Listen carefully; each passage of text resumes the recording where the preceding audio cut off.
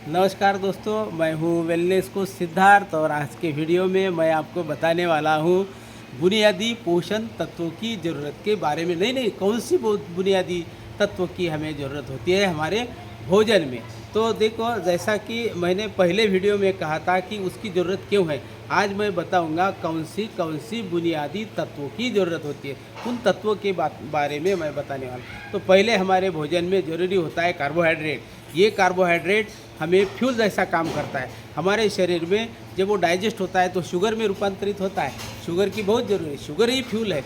जैसे कि गाड़ी में पेट्रोल की ज़रूरत होती है, वैसे ही कार्बोहाइड्रेट हमें पेट्रोल जैसा काम करता है। तो इसका ये अगर प्रमाण से हम भोजन में लेते हैं तभी ठीक होता है। अगर ज़्यादा लेते हैं तो शुगर कन्वर्ट होती है फैट में, इसकी वजह से कोलेस्ट्रॉल बढ़ता है और हमारी शुगर लेवल बढ़ने से वेट बढ़ता है। तो ये बहुत ज़रूरी होता है संतुलित मात्रा में कार्बोहाइड्रेट लेना। उसके बाद होता है प्रोटीन। ये तो बहुत ही ज़बरदस्त है, उससे तो हमारी मसल बढ़ती है और एनर्जी लेवल बढ़ती है, इसलिए प्रोटीन ज़रूरी होता है। मगर प्रोटीन अगर लेते हैं ज़्यादा अगर होता है तो वो बाहर चला जाता है, तो उसका संतुलन बनाए रहता है। मगर तीसरा जो होता है ना, वसा जिसे कहते हैं हम फैट, ये ज़रूरी होता है हमारे ब्रेन के लिए, हार्ट के लिए और लंग्स के लिए बहुत ज़रूरी होता है।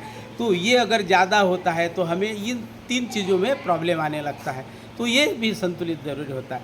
तीसरा क्या होता है? तीसरा होता है फाइबर। फाइबर से आपको पता है, फाइबर से जो हम खाते हैं उसका डाइजेशन होता है, एब्सॉर्प्शन होता है, इसलिए फाइबर की मात्रा भी बहुत ज़रूरी होती है।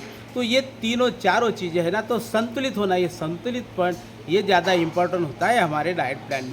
उसके सिवा कई सारे विटामिन होता है, विटामिन ए होता है, बी कॉम्प्लेक्स, B1 B2 से लेकर B12 तक, सी डी ई, ये जो है ना, तो ये विटामिन भी बहुत ज़रूरी होते हैं। इससे हमारे हार्मोनल संतुलित होते हैं और इससे हमारी इम्यून पावर ज़बरदस्त होती है और हार्मोनिक बैलेंस होने की वजह से कई सारे हमारे जो क्रियाएं होती हैं वो सही रूप से होती रहती है। उसके बाद में मिनरल्स आते हैं और मिनरल्स तो बहुत इंपॉर्टेंट है।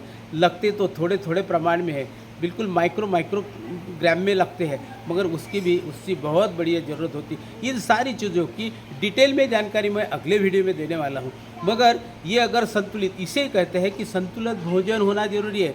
ये सारी चीज़ों का संतुलन अगर होता है तो हमारी वेट नहीं बढ़ता है, हमारा फैट नहीं बढ़ता है। तो इससे ये अगर संतुलित होता है तो हमारी ऊर्जा लेवल अच्छी रहती है, हमारा वेट अच्छा रहता है, इम्यून पावर ज़बरदस्त रहती है और हम स्वस्थ मस्त ज़बरदस्त रह सकते हैं।